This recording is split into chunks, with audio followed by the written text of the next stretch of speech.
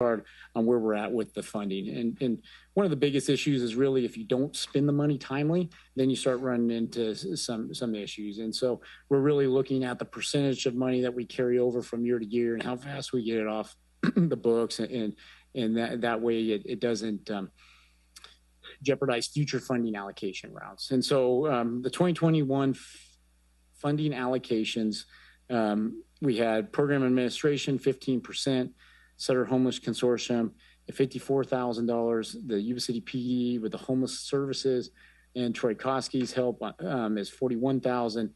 Habitat for Humanity, housing preservation with $30,000, Freed $25,000. City of Yuba City, our owner-occupied program, where we put more money in there based on a request to help bolster that program last year to try to put more funds in there. And then you have the ADA sidewalks project with Public Works that's internal. And so I'll come back to the slide, but the future slides kind of walk through it.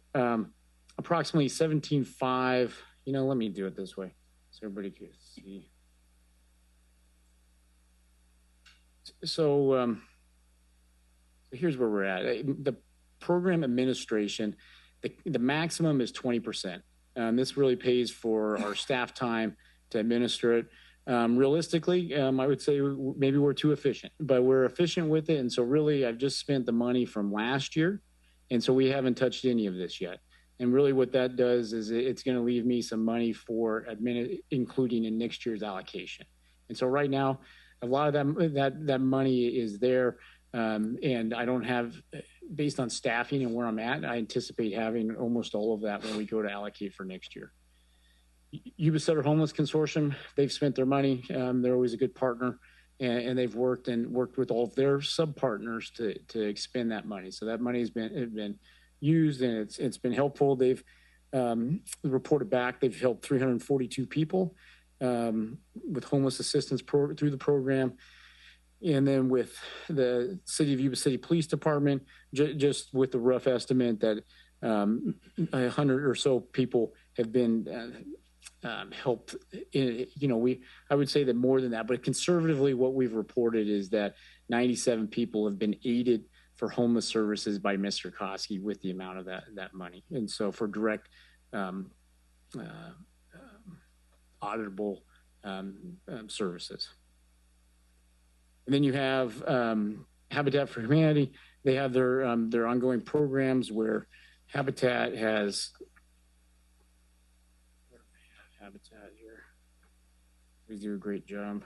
Their money has been spent in aiding various housing programs across the city. John, you probably know it off the top of your head. Owner-occupied rehab, $30,000 expended. 3 extremely low-income households were assisted with Habitat for Humanity's exterior home repair preservation program, which provides weatherization, painting, landscape, and exterior repairs to preserve homes and improve neighborhoods. So theirs is off the books. Freed has about 17.5. They have a little bit of money left.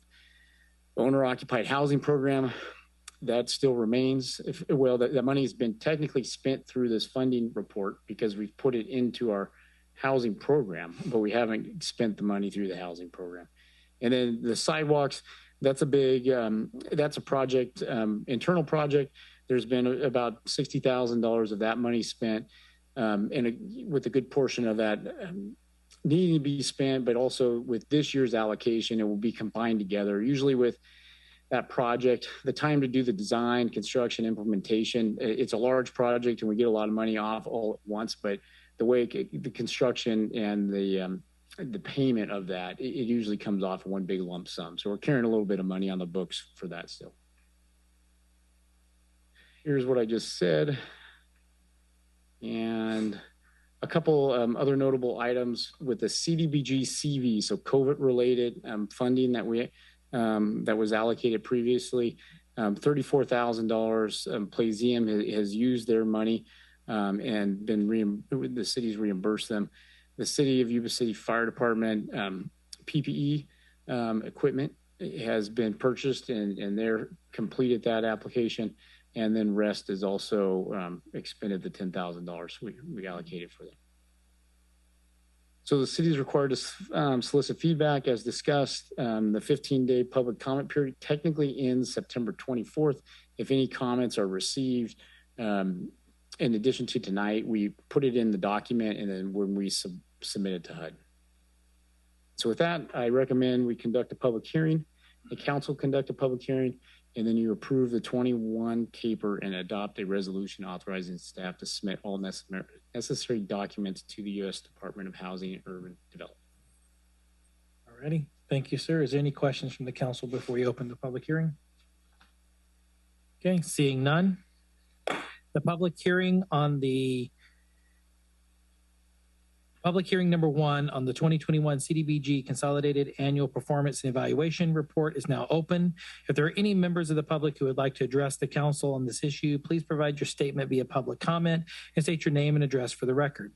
Do we have any public comments under the public hearing? Any public comment? Any public comment? Hearing none, I will close the public comment on this issue and bring this back to the matter to the council for action. Through the mayor, I just want to make a quick comment and then the motion. The data provided this evening is really helpful because it gives clarity where these expenses of our contribution as a city to help with the homelessness issues in various ways, and then also helping community of need, particularly with community of disabilities and other factors. And Habitat always stepping up to help us out with housing and other areas. And I move to adopt a resolution approving the 2021 CAPER and authorizing staff to submit all necessary documents to the U.S. of Housing and Urban Development. I have a motion from Councilmember Espandola. Do I have a second? Second. I have a second from Councilmember Boomgarden. All those in favor say aye. Aye. Aye. All those opposed say nay. The ayes have it. Motion carries. Thank you. Thank you, Mr. Moody. We'll move on now to agenda item 13, which is our emergency operations plan draft presented by Chief Alexander. Sir, you have the floor. Good evening, Mayor, council members. So last September, I was here before you outlining basically a 6-step process for us to have a comprehensive quality emergency management program. So we've made great strides on items 1 through 5. And I'm happy to be here to discuss item 6 tonight, which is a draft emergency operations plan, also referred to as an EOP throughout this presentation. So an EOP, the purpose of an EOP is to identify and establish a response for mitigating significant emergencies. This includes updating policies, procedures, discussing our EOC, which is our Emergency Operations Center. I apologize if I use acronyms a little bit. I'll come back to that. And also identifying our communications plan and our organizational framework for any of those emergencies. The intent of the EOP is a reference document to be used for training and pre-emergency planning. This is a living document that will serve as the primary guide for any emergency responses within the city. So there's quite a few different components when you're talking about emergency planning, not just an EOP. So there's a whole comprehensive list that we have out there. So one of those is the continuity of operations plans, which we've already established. In addition to that, establishing a local hazard mitigation plan with the county, which we've done. So tonight we're working on the emergency operations plan. There's some few other items that are on there, and the Appendix 1 of the staff report is the EOP. We also have the hazard appendices, and then I'll get into the vendor list, resource directory, MOU side letters, and emergency proclamations. So the emergency operations plan, draft was done internal with staff time, as opposed to going out and using a consultant. So we've been working on this for about 8 months. There's pros and cons to that. There's a cost savings associated with it. And what another pro that I like to think is we were able to tailor this component instead of getting a template or a cookie cutter EOP that you might see. We're able to tailor this to Yuba City as much as we possibly could. So some of the components of the basic plan is the basic plan. It identifies hazard analysis summaries, concepts of operation, the continuity of operations, EOP roles and responsibilities of who should be doing what in that process. As I mentioned earlier, the EOC, and how we're going to information collection and dissemination, our communications plan, plan development, and then training. So that's the main body portion of the EOP. I personally think the exciting part of the emergency operations plan is the hazard appendices that come here. And this is where we identify those potential hazards that could be facing our community and the plan to go forward with those. So we've identified at least 13 major appendices portions of this, everything from disaster declarations to flooding, dam failure, wildfire, earthquakes, volcano, hazardous materials, those natural occurring biological threats that we have out there, extreme weather, terrorism, civil disobedience, water and wastewater disruption, and access and functional needs situations. So yes, some of these are more prevalent, but I like to think you always should be planning on the worst case scenario. So some of these are not very likely, but the extent and the damage could be severe. So you want to make sure you're preparing for those. Some of the additional documents in regards to those other attachments in your staff report is disaster proclamation templates. So we've worked with the city attorney to create those. We have I would say a pretty extensive OneDrive where we've put all this information that's not in the staff report, that's an easy reference for any individuals in regards to an EOC activation, city staff, executive team, things along those lines. So those proclamations are one of them. A comprehensive vendor list, so we're not having to look up stuff at the last minute, so that we're easily able to access that. Same thing with resource directory. When you want to know who, what department and what location, we're able to access that quickly. And we're talking expanding, not city. We're talking bigger picture aspect. We are still working on land use agreements for MOUs with other cities so that we can utilize EOCs in different sites in case this area has to be evacuated. Can't really set up an EOC in a mandatory evacuation area. And then equipment and food side letters so that we have those plans in place and we have somewhat of an agreement to be able to get equipment in addition to our normal going through the master mutual aid process. So the next steps, this is a draft. We will come back after as much input as we possibly can get to make changes, because I'm honest in regards to, I'm not naive that there's probably some changes and some benefits that individuals can provide that will help expand this. So we'll bring back a final after those changes have been made in regards to a resolution, maybe sometime in November. We're going to continue to work on those signed MOUs. In addition, one of the things that I've addressed is part of the main body is to always have a backup plan. I'm a plan A, plan B, plan C type of individual. And the reality is I want to try to bring some type of ordinance, because in a disaster declaration, city manager can issue that declaration, but eventually council needs to ratify that. And if we have some type of emergency where we don't have enough individuals to ratify a declaration, we want to be able to come up with a plan B for that. And so we'll be bringing an ordinance later this year for that. And then the continuous updating and testing of the system as we go through. Are there any questions? Any questions from the council? Any comments from the council? Chief, I just want to say thank you. I know what you guys have embarked on has been, it's like moving a mountain, and a lot of great work's gone into it. You gave me my draft yesterday. Looking forward to going back through it, and just kudos. Great work so far. And thank you for taking this task on. Thank you. Is there any comments or questions, or should I say comments from the public? Any comments from the public? All right, hearing none and no further comments from the council, we'll receive our draft and look forward to the next steps. Mayor, yeah, if I may, just for one moment. Chief Alexander, this is a draft, so if people want to submit comments, what's the deadline to submit comments, please? By the end of October, because I'd like to try to bring this back in November as a final. So at the end of October, and the best way to do that is to email me directly. All right.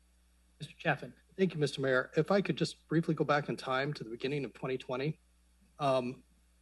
We represent a lot of cities, and there was a lot of panic in a lot of these jurisdictions that just didn't know what to do at that time. and they didn't have a background in the emergency preparedness. They had not made any plans. They were not ready. They were caught flat-footed. Some of them couldn't even get certain personnel to show up because they were so frightened they were just locking themselves away. But there was one city that wasn't happening in our jurisdictions. And in fact, the attitude that they had in this particular city was, we've got this, we can do it. We were doing it from the top down, and we're going to deal with this like we will any other emergency. And we're going to move forward, and we're going to make sure that the water's staying on, the sewer's staying on, police services are there, and fire services are there. And we have a plan for moving forward. And that city was Yuba City.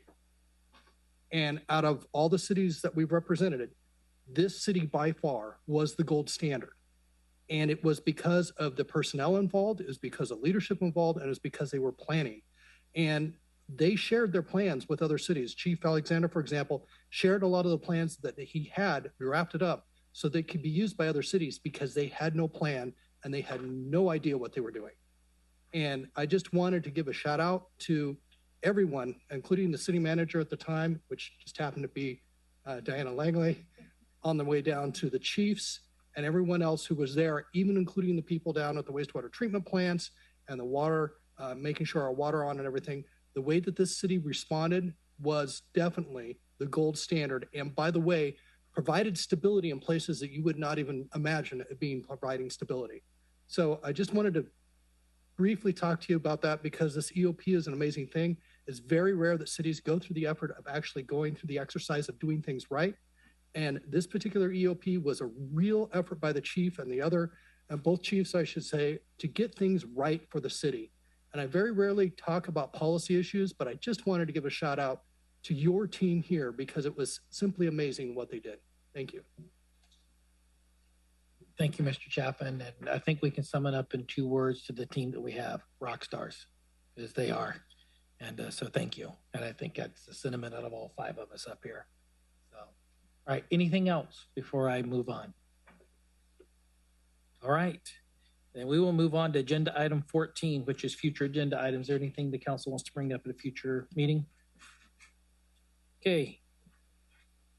Okay, moving forward, we will go to reports and communications, and we'll start with the city manager's report.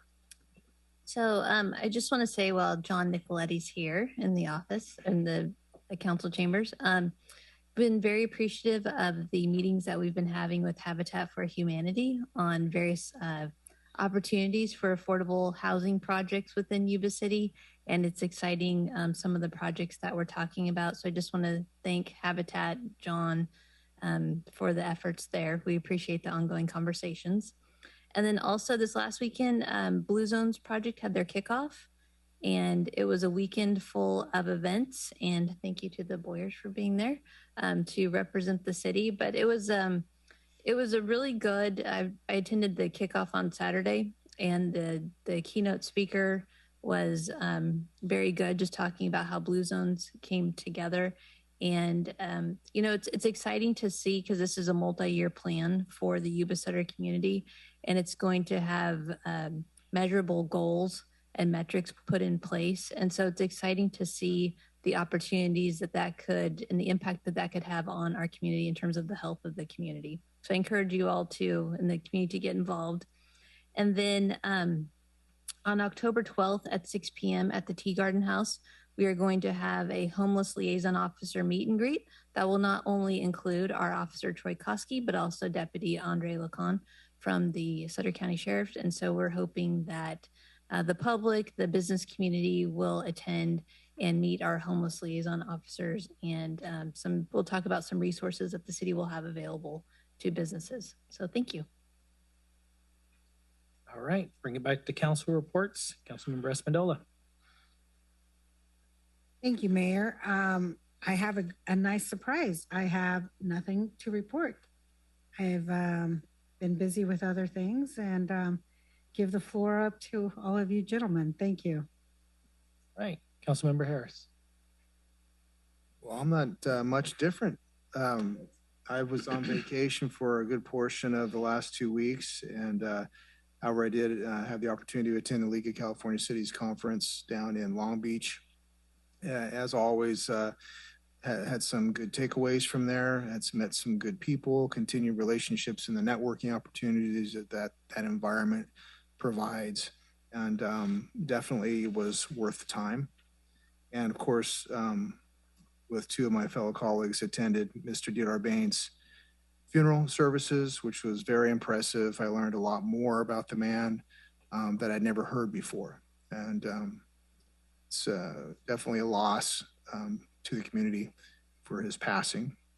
However, he gave us 90 plus good years of his efforts. So that's about it for me. Thank you. All right, Councilmember Baumgarten.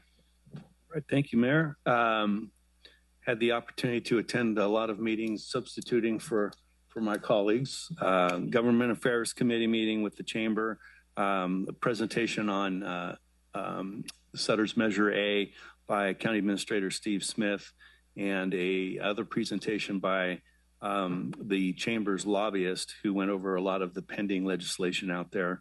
I'm sure there's a minutes there if you want to get into it. It'll be a lengthy report on that. Senior Commission.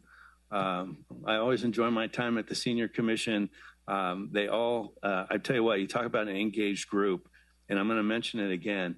Our Senior Center is serving, and John, correct me if I'm wrong, Butte, Colusa, Yuba-Sutter. I think we get some folks out of Nevada County occasionally. I mean, it is the only senior center in this bi-county region, and they are busy, and they are providing really good programs, and it's good that we had the opportunity to recognize their good work tonight. Thank you, sir. Attended the SACOG meeting. A lot of discussion, again, down there on regional programs. We heard the presentation tonight. I don't need to go over what Mr. Corliss talked about, but SACOG is an important partner with the city of Yuba City, and we'll leave that there. LAFCO, as the city's LAFCO rep, we are continuing to be challenged by getting a fire municipal services review out of LAFCO. This is an important document for the region, or for the county, I should say. And it's just been a struggle. There's been some health issues with the individual that's putting that report together. However, we're getting closer, I think, and hopefully should have something in October. We're also going to be going into closed session to review the executive director's position. Attended several ribbon cutting for Core Cycle Fitness on Plumas Street. It's neat to see little different types of businesses populate Plumas Street. And this one has been in there for a bit, but we even have one of our police officers as an instructor in spin class. So Wade, I know you're a big cyclist. Maybe they need you too. I don't know. We'll see. Attended 3 different 9/11 ceremonies. Seems like interest in that has kind of waned, which is a little bit sad to me. You know, we never really need to forget what happened on 9/11, but I give kudos to Riverbend School for inviting us down to participate. The Yuba City Fire Department always, and then a local organization known as the Fools in Marysville for a well-attended event. As Diana mentioned, or Ms. Langley mentioned, we continue to engage with Habitat and others in regards to Project Home Key. I will tell you that Project Home Key, we thought there was going to be an application period for 3.0 in December. Then it was January. Now it looks like it's March, April. However, there's some exciting things going on with this. And as those begin to formulate, obviously we'll be sharing that. I think that's it. Yeah. That's it. Thanks. All right, Mr. Vice Mayor. Thank you, Mayor. It's been a busy one. I'll start off with the mosquito vector meeting. A lot of people probably read in the paper, they've got their first confirmed human case of West Nile in Sutter County and Yuba County. It looks like one of our board members is going to have to step down because of health issues. So Marysville is going to be the front leader in finding a replacement. We approved some video surveillance for some equipment that was stolen, unfortunately, that I talked about last time. And we've got a manager performance evaluation coming up. Sutter Beach Flood Control Agency. A lot of you may or may not know, but on 2nd Street in Yuba City, those homes that back up to the levee, those property owners in a lot of cases the property goes right to the water line, and in some cases it goes right out to the middle of the river. And so we're working on the vegetation control on those properties and gaining access to those properties with permission of those owners. The funding for the Setter bypass east is ongoing, and we're still hoping for grant funding for the sediment removal in the Feather River at the mouth of the Yuba. I attended the 9/11 remembrance with the mayor and Councilman Boomgarden and Councilwoman Espindola. Station 1, great job, Chief. It was really nice to attend the Say Love dinner. Kind of showcased what Plumas Street is with the water, the fountain going. That was really well attended event. RWMA, it looks like, well, first of all, I attended that in the mayor's absence. It looks like we finally have found an executive director. They're going to move forward with that position. And am I missing anything? Okay, well, lastly, I would like to remind everybody that this Friday evening on Plumas Street is the 100th homecoming. Yuba City Honkers, go Honkers, go Honkers. And with that, back to you, Mayor. All right, it has been a busy time, I think, for all of us with various things. Since we last met, we did attend the League of California Cities. We always go to those trying to bring back one or two things that would benefit our city. And one of the things that was able to bring back, and hopefully we can tie into it, was a advanced training through FEMA for our safety personnel for fire and PD. And hopefully that'll open up some avenues there. And I know that Ms. Langley has all the information there. You sit in these classes and sometimes you have an epiphany. So, one of the things that I brought back and it hit me was, back to the seniors and the senior housing. So, thinking outside of the box. So maybe at some point it's an idea, discussing it with the city manager. Maybe we can have some legs to that at some point, but we got to figure it out. It's like throwing spaghetti against the wall. Does it stick or not? So, but we always bring back some good ideas. We had the DIF, the Development Impact Fee Committee. We're looking at things now with the traffics studies and how the traffic flows and those impact fees and how that would impact development in a fair and equitable way across the city to help us actually build out our city the way it should be and not have some of the things going on that we have now, to where you notice that properties on the main thoroughfares will stay vacant, and then you go over 1 acre and boom, everything's developing there. So trying to look at that as a whole to see how we can get fair and equitable development. 9/11, Chief, again, kudos to you and your team. Great job on the 9/11 as always. And we do need to, I think, in the future, keep reaching out to our community, because it's like Pearl Harbor. It's like a lot of things we need to remember and never forget, because it is one of those days that will, as Pearl Harbor Day was, it will live in infamy, what happened to us. So we definitely need to make sure that we remind people. So thank you and your team for putting that on, and the Fools organization as well for the later one. Transit attended that. Still looking at a route study that's going to be coming forth in about the next 6 months. And then the second item of issue there is the funding for the new transit facility. I believe we're at 27 million is what we're at now, I believe, out of about 43 to 47 million that's needed for that.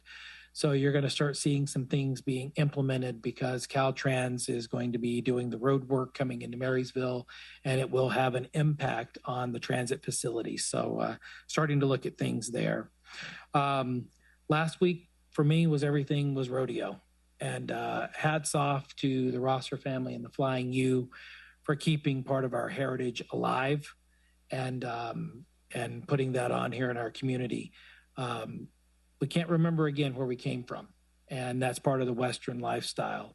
And they do an incredible job, and thank you for the residents. There was a lot of people I saw along the roads this year as we were running heads of cattle through our streets, and we started with the same number of cows that we ended. So I was going to tell Sandy that they didn't confiscate one this year, but there's been years we've been missing one or two, but this year they all made it through and out the other side. And I want to say thanks to our police department and public works and stuff, because Reno said something very straightforward at the kickoff on Thursday night, and at how easy Yuba City was to work with. And so Chief, to you and your team for getting us through, because we couldn't have ran those cattle through our city streets without the roads blocked off and rolling along with us. So thank you.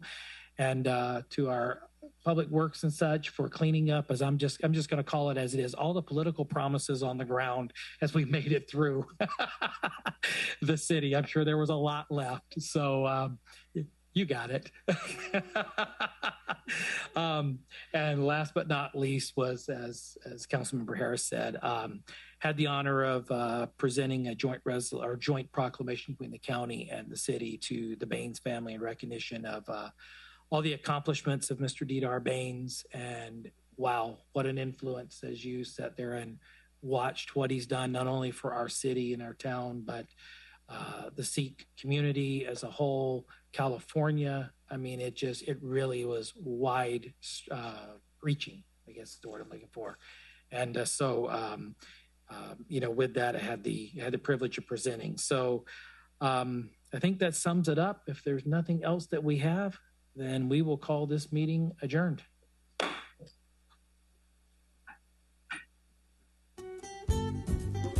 Yuba-Sutter.live's local government live streams are presented by Plumas Lake Self-Storage in Plumas Lake, where lifelong local residents are helping other residents keep things safe, providing indoor storage units, outdoor RV and vehicle parking,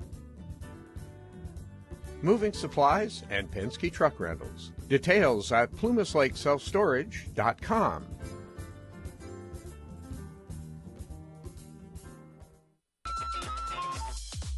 Skip's Marysville Music Cafe, with lessons in person and personalized. Instruments including guitars and amps, horns, strings for instruments, and a myriad of music and sound equipment. Skip's Marysville Music Cafe.